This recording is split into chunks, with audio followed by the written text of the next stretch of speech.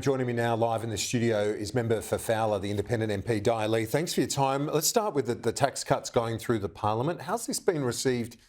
A broken promise, but helping more taxpayers. How's it received in your seat? Look, I mean, I did a very kind of quick polling on Instagram, and about 67% of the population support the stage 3 tax cut. So I think it's good that the government change their minds. I mean, last year when I was calling for this, the government wasn't going to move on it, but it is.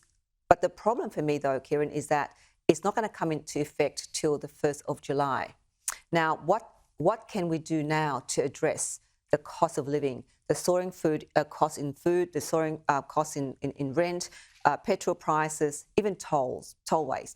So for me, for our community in Western Sydney, and in particular my Fowler community, people are feeling the pains constantly when they go out there, looking after their families or just looking after themselves. It's a daily struggle. So anything that would help will be well received? Yes, so the tax cuts in that sense? In that sense, but they have to wait till the 1st of July. And then, for us as elected representatives, you look at it and you analyse, you think, well, is $15 really going to be enough? Right? $15 really, what can you buy today for $15? Yes, people are probably appreciative that there is some money in the pocket, but that's not going to cover the cost of the hike in electricity prices, which we're all seeing, the hike in gas prices, the hike in food costs, the hike in rental accommodation. So those things, the government has to really look at policies to address those issues, the cost of living crisis. You were at the news conference with Andrew Wilkie and Bob Katter. They're pushing a bill to reduce the dominance of the supermarket giants. It's obviously a lot of feedback, as you've alluded to already, from your constituents that it's hurting a lot of people, the prices right now. Oh, look, you now you have to pay so much more for far less in your supermarket baskets.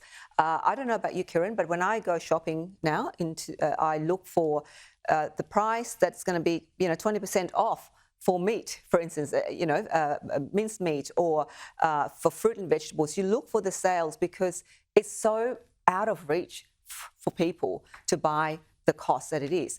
The bill that the member for Kennedy and the member for Clark was talking about was about reducing that dominance, but also at the same time addressing the fairness for producers. Well, they dressed up as pigs today. You don't see that every day. No, you don't. No, you don't. Pigs with their snouts in the trough is the way that they're describing the supermarket giants. Do you agree with that assessment? Look, I think I agree in terms of the money that supermarket giants are making from the food to ordinary Australians, ordinary day Australians who are really working so hard.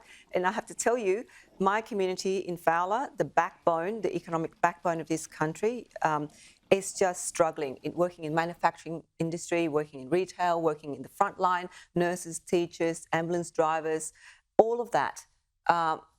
It's just, and you go to buy your food to feed your family, you can't. I mean, the member for Kooyong said correctly, you promote to feed your family for $10, but for $10 you buy a pack of cheese, or you're going to feed your family with a pack of cheese. What's the view in your seat, just finally, on the emissions vehicle standards that the government's proposing? Has that been well received by voters, or do they know what this is about yet? Look, the voters are not, the majority of voters are just working.